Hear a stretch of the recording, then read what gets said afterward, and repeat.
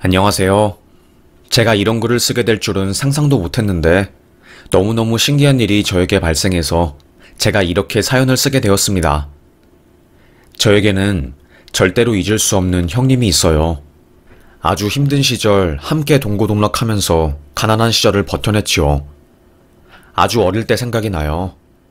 그 시절에 아버지와 어머니 그리고 형과 저 이렇게 네 가족이 단칸방에서 새를 살았거든요. 여름이었고 비가 쏟아지는 날 지하에 사는 저희는 장대비가 집 안으로 새어 들어왔습니다. 우르르르 천장에서 무언가 쏟아지는 소리가 들리면서 한순간에 천장 벽지가 뜯어졌고 거기에 고였던 물과 함께 물난리가 났지요. 그때 당황했던 저는 형, 우리 이제 어떡해. 아빠도 없고 엄마도 지금 나가 있는데 우리 이러다가 다 죽는 거 아니야? 침착해. 기다려봐. 형은 집에서 귀중한 물건을 챙겨서 모자 안에다가 넣고 그리고 제 손을 잡고 집을 나갔어요. 물이 무릎까지 차오르는 상황이었고 그 짧은 계단을 올라가는 데만 10분이 넘게 걸렸죠. 저희가 탈출하니까 물이 거의 배꼽까지 차오르는 상황이었습니다. 그때 지하에 사는 사람들이 많았고 대부분 노인들이었어요. 형은 이러다가 우리 이웃들 다 죽겠어. 형이 노크해서 사람들 문 열 수 있게 할 테니까 네가 뒤에서 내 허리 잡고 당겨. 알겠지? 그리고 저는 형을 도와서 반지하에 사는 이웃들을 다 탈출시켰어요. 에휴, 정말 장난 아니었죠. 그렇게 형 덕분에 반지하에 사는 사람들이 전부 탈출해서 나오게 되었고 그렇게 형과 저는 어린 시절을 보냈어요. 힘들게 보낸 삶이었기에 저희 둘은 돈독하게 의지하면서 살았지요. 어리고 아직은 감정적으로 휩쓸리는 날들이 많았던 저에게 형의 존재는 밝게 빛나는 등대 같은 느낌이었습니다. 그런 형님에게 참 감사했어요.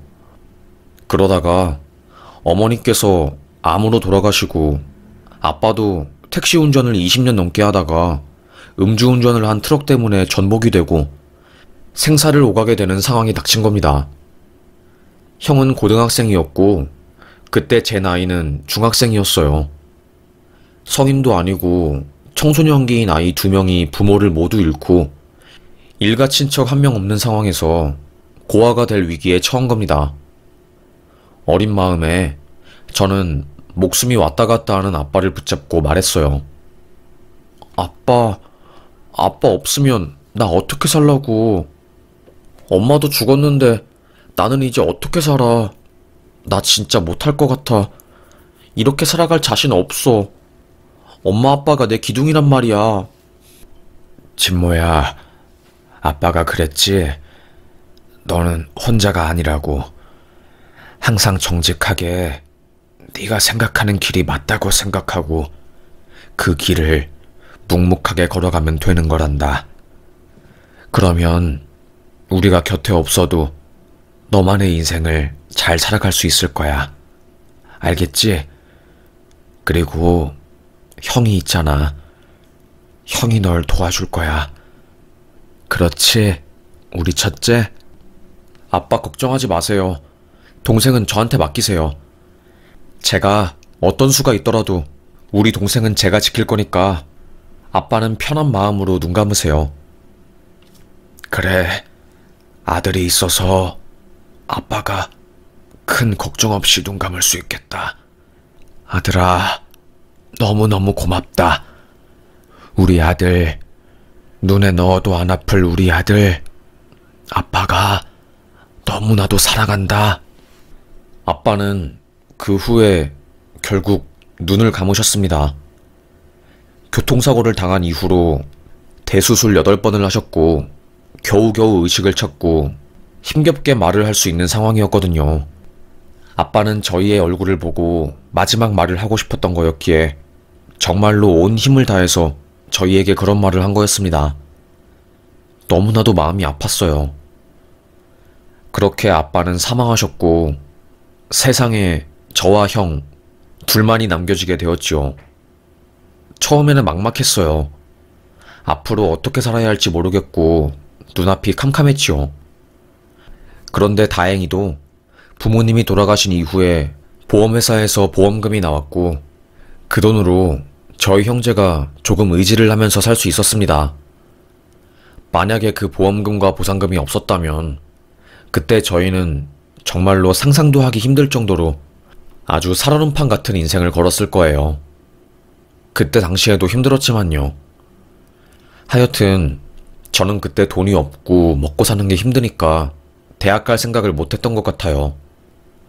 바로 공고에 들어가서 기술을 배우고 취업해야겠다 생각했지요. 그런데 그 시절 공고만 해도 굉장히 노는 애들이 많이 가는 학교였습니다.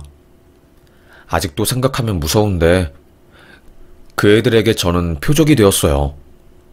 무진장 많이 맞고 거기서 나름대로 공부하겠다고 쉬는 시간에 책을 붙잡고 있는 저를 보고 애들이 재수 없다고 하면서 패기도 많이 팼지요.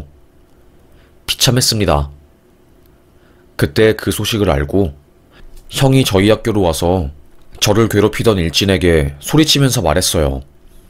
네가 진모 괴롭힌 놈이야? 뭐야 닌. 뭔데? 먹고?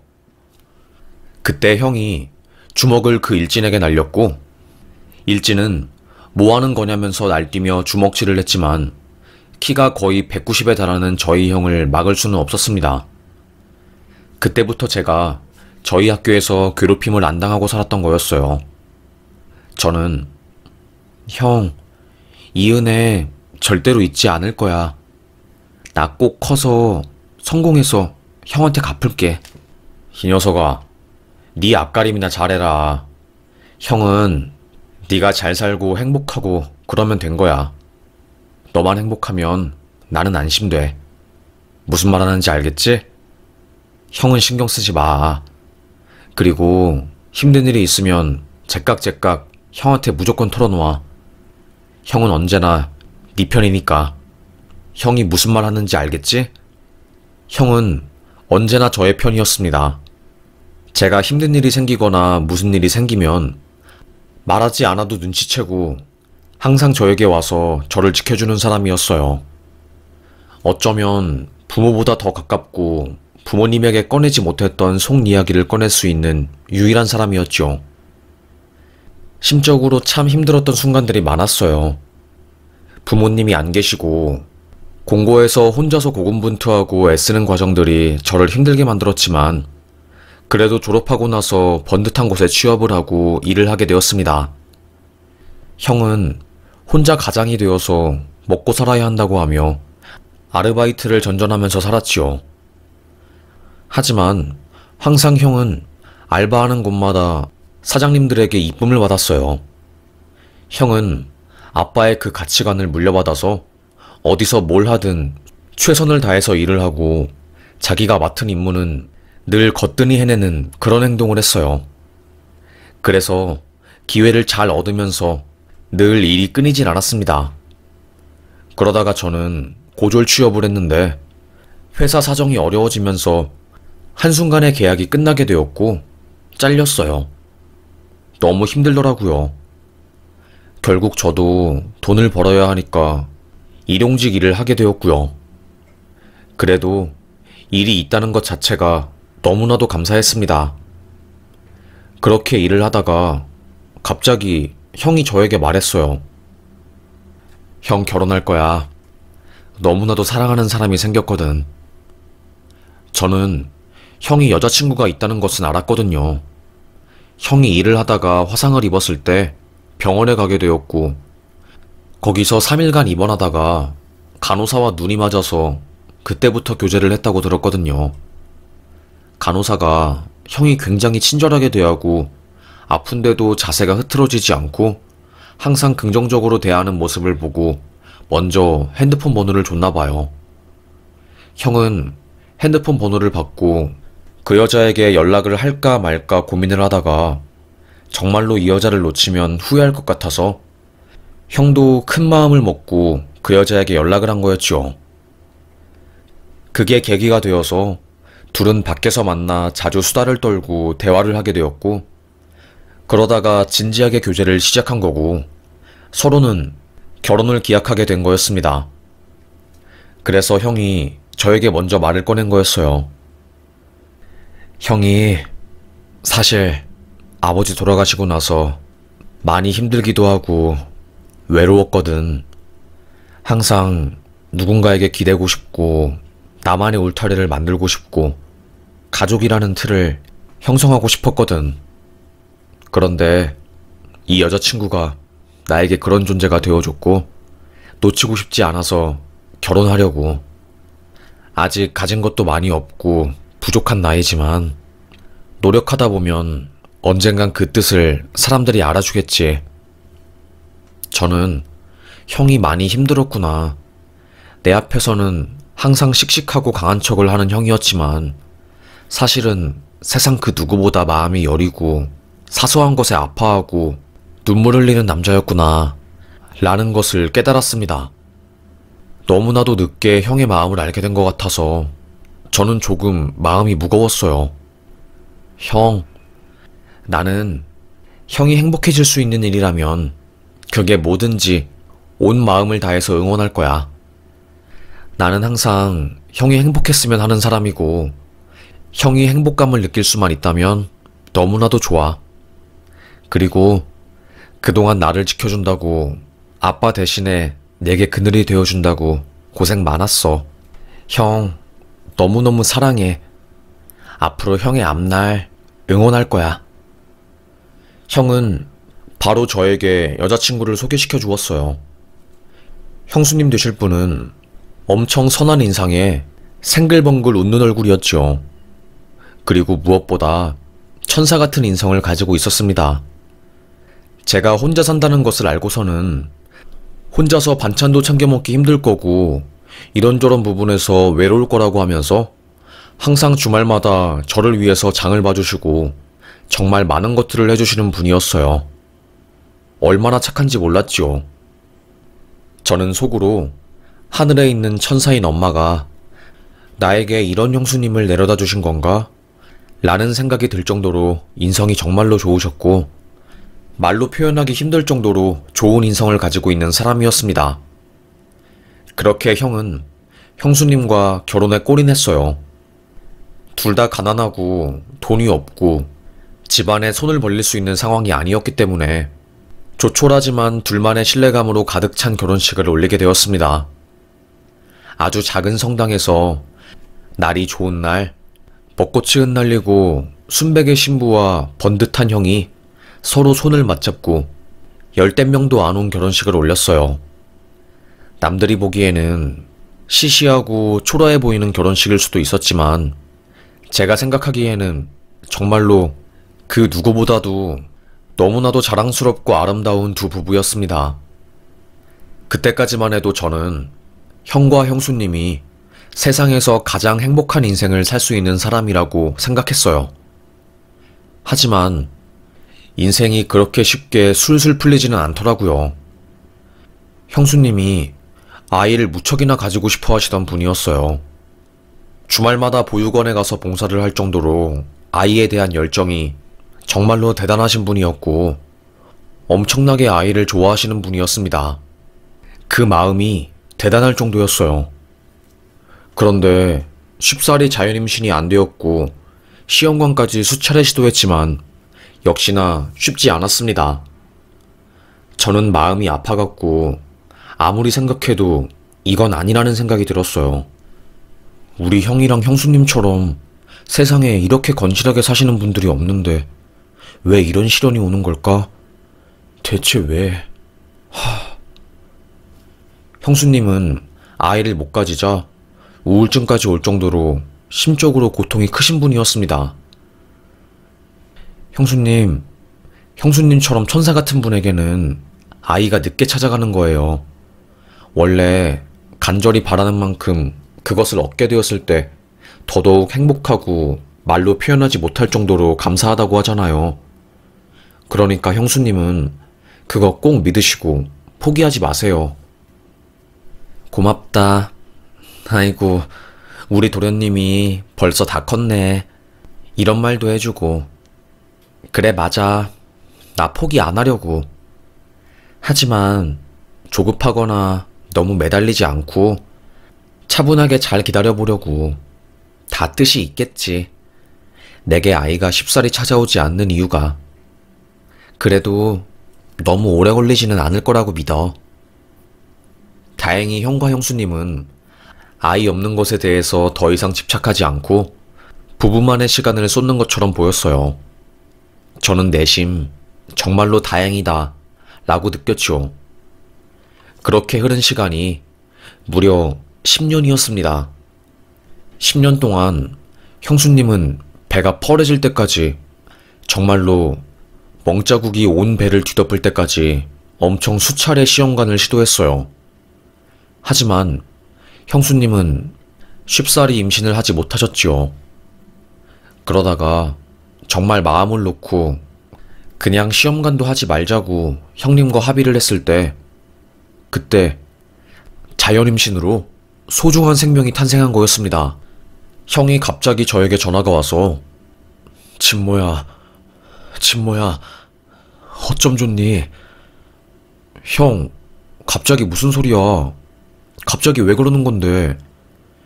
진모야, 우리 아이 가졌다. 이제 안정기에 들었대. 아이 가졌다고. 형, 그게 무슨 소리야? 진짜야? 진짜로 안정기에 접어든 게 확실해? 그래. 안정기에 접어든 다음에 너한테 말하고 싶어서 지금까지 기다린 거야. 너무 행복하다. 어떻게 이런 일이 생기니? 내 인생에, 세상에, 이게 말이 돼? 저는 정말 저의 일인 것처럼 너무나도 기분이 좋았습니다. 그렇게 마음고생한 우리 형과 형수님이 드디어 아이를 가졌다는 소식에 얼마나 눈물이 흐른지 몰랐어요. 정말 간절하게 바라고 또 바라는 사람에게 신이 선물을 내려준다고 하는데 바로 이런 거를 말하는 거구나. 너무너무 기쁘다 생각했지요. 그렇게 형과 형수님은 본격적으로 태교에 들어가게 되었습니다. 형수님은 혹시나 자기가 잘못해서 아이가 어떻게 될까봐 일하던 것도 그만두시고 집에 계셨고, 형도 앞으로 태어날 아이를 위해서 정말로 온 힘을 다해서 최선을 다해서 살 거라고 하면서 일도 더 열심히 했어요. 그런데 그렇게 꿈만 같은 행복한 나날들이 찾아올 줄 알았던 부부에게 청천벽력 같은 일이 생기고야 만 것이었지요. 형수님은 10년 만에 아이를 가진 것이었기 때문에 상당히 노산이었어요. 병원에서도 특별히 조심을 해야 한다고, 아이가 위험한 게 아니라 산모가 출산을 하다가 돌아가실 수도 있다고, 그러니까 꼭 영양제도 챙겨 먹고 할 수 있는 것들은 다 해야 한다고 엄청 강조를 하시더라고요. 그렇게 조마조마 아이를 잉태하고 형수님은 사람들도 잘 만나지 않으셨어요. 그 정도로 행동을 조심하면서 살았지요. 그러다가 형수님이 예정보다 훨씬 더 일찍 진통이 온 겁니다. 그때 저희 형은 일을 하느라 나가 있었고 공사 현장에 있어서 전화 소리도 못 받은 상태였어요. 형수가 저에게 전화를 해서 저는 급하게 형수의 집에 가게 되었고, 거기서 양수가 터진 채로 119에 신고하는 형수를 저는 겨우겨우 들어올려서 집을 나가 구급차에 태웠습니다. 형수님이 나이도 많으시고 몸도 안 좋은 상태에서 아이까지 임신하니까 정말 힘들어 하셨어요. 구급대원이 쇼크가 올 것 같다고, 산모 지금 혈압이 너무 안 잡히고 이러다가 큰일 날 것 같다고, 상황은 급박했지요. 저는 발을 동동 굴렀어요. 아니, 미치겠네 정말로. 이거 어쩌라는 거야. 형은 왜 전화를 안 받고, 이렇게 중요한 때. 그때 형이 전화를 받았고 저는 바로 형에게 말했어요. 지금 형수님이 양수가 터져서 급하게 출산해야 할 것 같다고, 빨리 마곡병원으로 오라고 소리를 질렀지요. 형은 깜짝 놀라가지고 공사 현장에 있어서 전화를 못 받았다고, 알겠다고, 달려가겠다고 했지요. 그렇게 헐레벌떡 형이 오기만을 기다렸어요.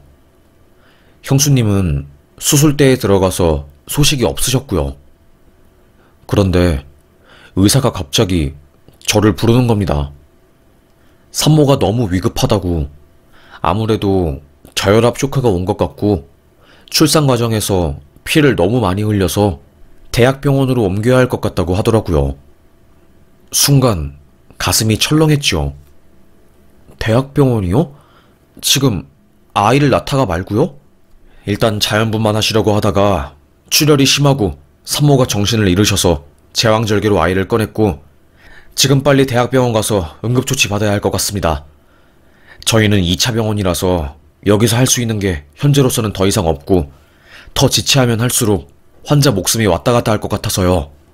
의사는 구급차를 불러서 형수님을 이동시켰고 그때 본 형수님의 얼굴은 새하였어요. 믿기지 않았습니다. 정말 금방이라도 죽을 것처럼 아예 안색이 없었어요. 저는 이게 어떻게 된 일이람 하면서 정말 미치겠더라고요.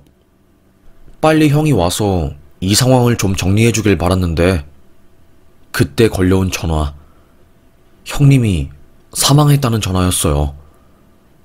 거짓말 같았습니다. 그게 무슨 소리냐고, 보이스피싱인 거냐고, 제발 이딴 전화는 하지 말라고 고래고래 소리를 질렀지요.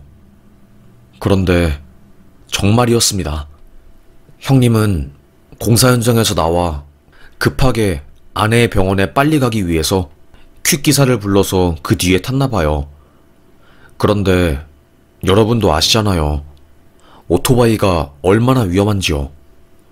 오토바이를 타고 전속력으로 달려서 병원으로 가다가 술에 취해서 비틀거리는 승용차와 정면으로 막은 거였습니다.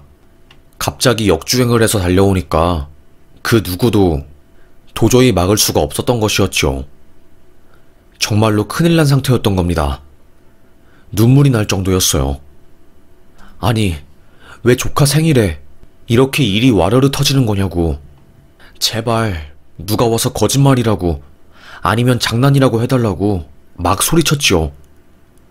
그리고 대학병원에 간 형수님조차 출혈이 너무나도 심해서 몸의 장기 기능이 멈출 정도였대요. 다행히 계속 미친듯이 수혈을 해서 형수님은 목숨은 구할 수 있었지만 여전히 쇼크로 인해서 코마 상태였습니다. 그냥 죽은 사람처럼 눈을 꼭 감고 있었지요. 의사는 한숨을 푹 내쉬면서 마음의 준비를 해야 할 수도 있다고 하는데 저는 너무나도 말도 안 된다고 생각했어요. 아니, 갑자기 이게 무슨 소리냐. 조선시대도 아니고 아이 낳다가 죽을 수도 있는 거냐고 하면서요. 형수님은 의식이 없는 채로 아이를 품 안에 안고 그리고 딱 일주일 있다가 죽었어요. 줄초상이 난 거였죠. 아이가 태어난 그날 아이의 아빠는 교통사고로 사망하고 엄마는 과출혈 쇼크로 인해서 실려갔다가 그곳에서도 제대로 된 의료치료를 받지 못하고 죽었으니까요. 에휴, 정말 까마득했습니다. 결혼도 안 한 제가 조카를 어떻게 챙길 것이며 형 없는 삶을 어떻게 살아야 할 것인지 도저히 감이 안 잡히더라고요. 그래도 주변에서 많이 품어줬어요. 아이 인생이 가엾다고 하면서요.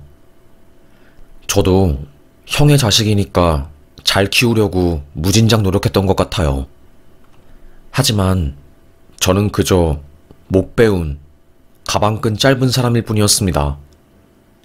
그리고 능력도 좋지 않아서 밖으로 싸돌아다녀야지 일감을 잡을 수 있는 처지의 사람이었어요. 그럼에도 불구하고 우리 형님 아이는 내가 키운다고 내가 죽을 만큼 힘들었을 때 내 곁에 남아서 나에게 많은 것을 알려준 우리 형. 슬프지 않게 자식 내가 거둘 거야. 생각을 했습니다. 그래서 진짜 다 큰 남성네인 제가 갓난아이를 등에 업고 일을 가고 그랬던 것 같아요.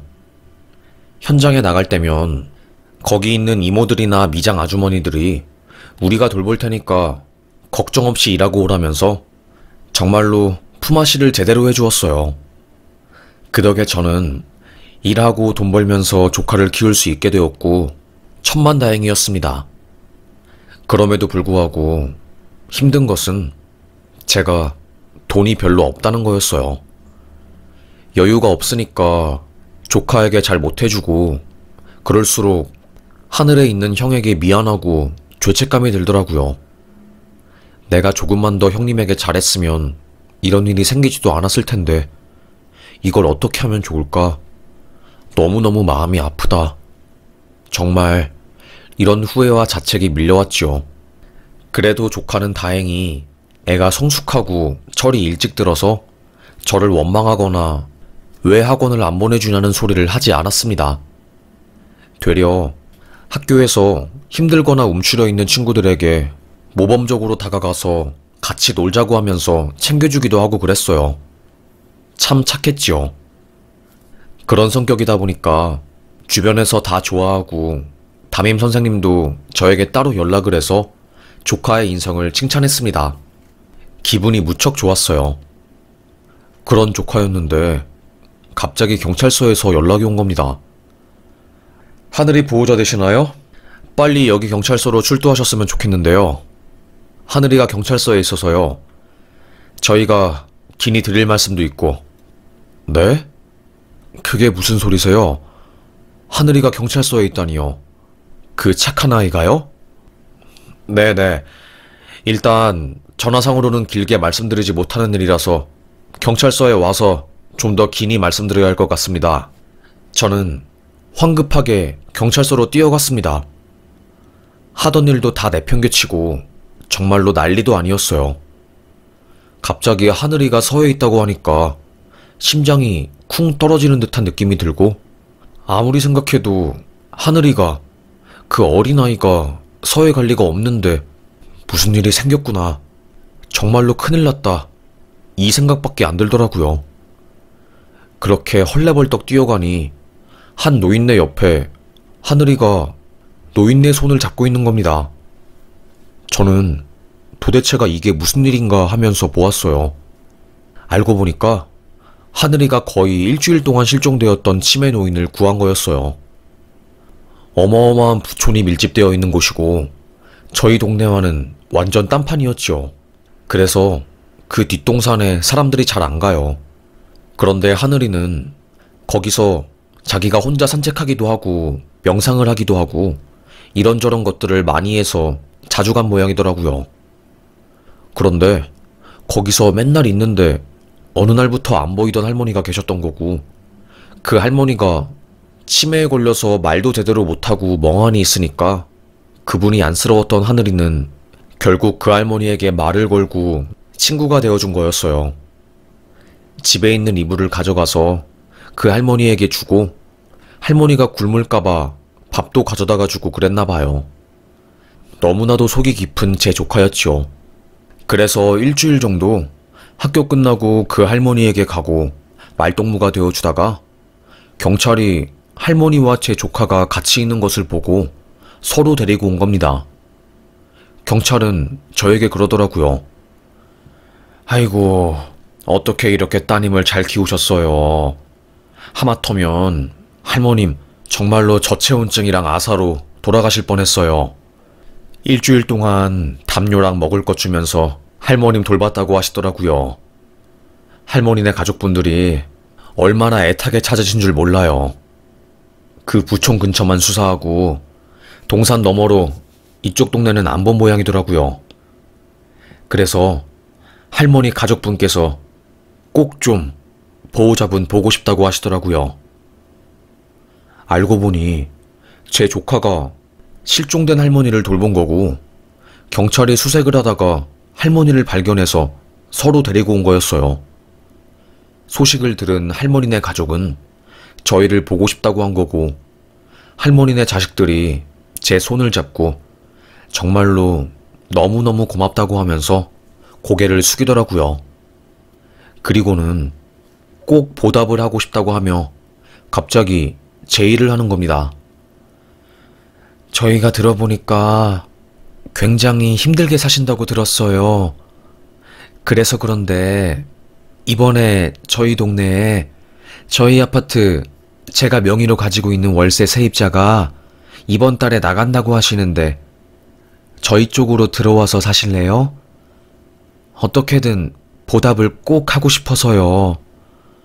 정말로 이 마음을 어떻게 전해야 할지 모르겠어서, 그래서 조금이라도 저희가 도움이 되고자. 저는 깜짝 놀랐습니다. 아파트에 월세를 안 내고 공짜로 살게 해주겠다는 거였어요. 거절할 이유가 없었지요. 반지 앞방에서 곰팡이 때문에 항상 조카 피부에 두드러기 나고 그랬거든요. 저는 그래 주시면야 정말로 너무너무 감사할 것 같다고 하면서 고개를 푹 숙였습니다. 그러자 그분은 씩 웃으면서 아니라고, 당연히 해야 하는 거라고 하면서 제 손을 잡아주었어요. 저는 조카 덕분에 인생이 바뀌게 된 거였습니다. 지하방에서 평생 살게 될 줄 알았는데 기적과도 같은 일이 벌어진 거였지요. 그렇게 조카와 이사를 가서 살게 되었어요. 정말로 힘든 삶이었는데 기적이 생긴 거였지요. 참 저는 눈물이 났습니다. 하늘에 간 우리 형과 형수님을 쏙 빼닮은 딸이 이렇게 큰 일을 벌였다고, 정말로 따님 덕분에 한 할머니가 살아난 거라고 하늘에 외쳤어요. 형과 형수님이 이 목소리를 들을 수 있도록요. 그렇게 조카와 저는 오순도순 잘 살고 있었어요. 제 조카는 저희에게 이런 은혜를 베푼 그 가족의 딸과도 엄청 친하게 지냈고, 이런 모습을 본 할머니네 자식분들께서 저에게 제안을 하더라고요. 이렇게 맺어진 것도 정말 귀하디 귀한 인연인데 저희 회사에서 일하시는 거 어떠세요? 공고 나오셔서 전기나 이쪽 관련 자격증도 많다고 들었거든요. 아무래도 현장에서 일하시는 것보다 사무실에서 일하는 게 훨씬 체력적으로 편하실 것 같아서. 저는 너무너무 좋았습니다. 더울 때 더운 곳에서 일하고 추울 때 추운 곳에서 일하는 거, 그거 정말 쉬운 일 아니거든요. 그래서 항상 언제까지 이 일을 할 수 있을까 하면서 근심 걱정이 엄청났고, 조카가 대학 갈 때까지는 내가 돈을 벌어야 할 텐데 하면서 늘 발을 동동 굴렀습니다. 그런데 그때 그쪽 집안에서 저에게 그런 엄청난 제의를 해주니 저는 거절할 이유가 없었고, 너무나도 그런 제안이 감사했어요. 저에게는 거의 정말로 절대로 거절할 수 없는 그런 좋은 제안이었죠. 그래서 저는 아이고, 너무나 감사하지요. 제가 그곳에서 일할 수만 있다면 소원이 없을 것 같은데요. 안 그래도 항상 일자리 문제로 골을 썩였는데 정말로 너무너무 감사합니다. 아이고, 너무 감사합니다. 그렇게 저는 주인집 사람들에게 고개를 푹 숙이면서 인사를 했고, 그분들은 아이고, 이러지 마세요. 저희가 더 감사하지요. 하마터면 엄마가 죽을 뻔했는데 그런 상황에서 엄마를 지켜주신 분들이잖아요. 저희가 죽을 때까지 이 은혜 꼭 갚으려고 계속해서 되새김질하고 그러고 있어요. 언제든지 힘이 닿는 곳까지 저희가 댁내 가족분들 도와드릴게요. 그리고 하늘이가 성격이 너무너무 좋아서 우리 딸 수진이도 요즘 행복해 하더라고요. 사실 수진이가 학교에서 힘들어하고 꽤나 친구 관계로 고민이 많았는데 하늘이 덕분에 그런 고민들이 많이 줄어서 요즘에는 수진이가 잘 때 웃으면서 자더라고요. 정말 너무너무 고마웠어요. 하늘이 덕분에 엄마도 살아날 수 있었고 제 딸도 웃음을 되찾았으니까요. 정말로 하늘이가 복덩이네요. 아이고, 감사합니다. 그쵸. 저에게도 하늘이가 참 복덩이에요. 돌아가신 형님과 형수님이 저에게 남겨주신 자산이죠. 그렇게 저는 그 집안과 꽤나 친한 사이를 계속해서 지속했어요. 참 감사했고 또 감사한 순간이었죠. 그리고 시간이 흘러 그 집안 할머니, 그러니까 제 조카가 살려낸 그 할머니가 연세로 인해서 돌아가셨어요. 그런데 돌아가시기 직전에 저희 조카에게 재산을 분배하겠다고 변호사를 통해서 유언을 작성한 거였죠. 저는 그 소식을 듣고 너무나 놀랐고, 아니 정말로 이 돈을 받아도 되는 거냐고 물었습니다. 자식들은 그럼요. 우리 엄마가 결정한 거고요. 그리고 저희도 다 돈 배분 받았어요. 엄마가 결정한 것이니까 그 결정에 따라야지요. 조카 덕분에 무일푼에서 아껴 쓰면 평생 먹고 살 수 있는 그런 돈을 마련하게 된 거였어요. 정말로 거의 기적과도 같은 거였죠. 너무나도 놀랐고 또 이런 현실에 정말 감사했습니다. 고개를 숙여서 감사하다고 말을 했고 그렇게 저희는 돈을 상속받게 되었어요. 조카가 한 할머니에게 베푼 온정이 어마어마한 기회와 행운이 되어서 저희에게 돌아온 거였고 그 덕에 저희는 지금까지 먹고 살 수 있게 되었습니다. 얼마 전에 하늘이와 수진이 둘 다 대학에 합격하고 그 식구들을 만나서 식사를 하는데 그때 일이 생각이 나서 이렇게 사연을 작성하게 되었네요. 정말 만감이 교차하고 세상에 필요 없는 인연은 없구나 라는 생각이 들었습니다. 아이 키우느라고 정말로 힘들었지만 그래도 다 도우면서 사니까 사라지긴 하네요. 그럼 저의 이야기를 이렇게 끝까지 들어주셔서 정말 감사합니다. 저는 사연 여기서 마무리하겠습니다. 감사합니다.